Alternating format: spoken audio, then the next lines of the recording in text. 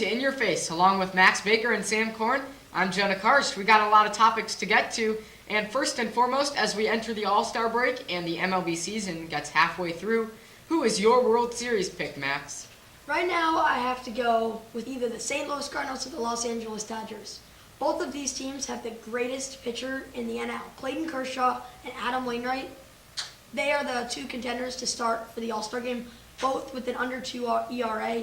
Clayton Kershaw has 36 straight scoreless innings.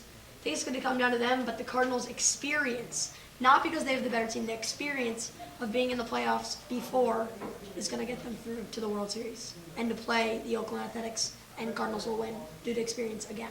What about you, Sam? Although I do agree that I think the Cardinals or Dodgers will represent the NL, I have to say I think the A's are going to beat the Cardinals or Dodgers.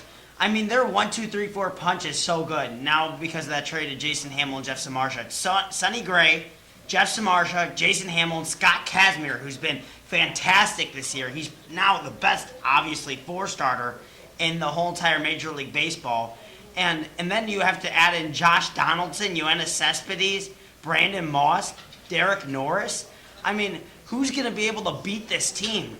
Offensively, they are so strong, and pitching-wise, they're the best in the Major League Baseball. Best pitching staff in baseball? Best pitching staff in baseball with the acquiring of Jason Hamill and Jeff Samardzija. Better than Kershaw, Greinke, Ryu, Herron, and who am I leaving out here? Beckett. Although those are good pitchers, I do not think Ryu is better than even Scott Kazmir this year. They're 3-starter. And then you cannot leave out Jeff Samardzija, Jason Hamill, and then obviously Sonny Gray, a rookie phenomenon. I mean, the Dodgers' 1-2 punch is better. But overall, the pitching staff is better of the Oakland A's. They've just put up better numbers. Dan Herron is good, but he's getting old and he's not had a very good season.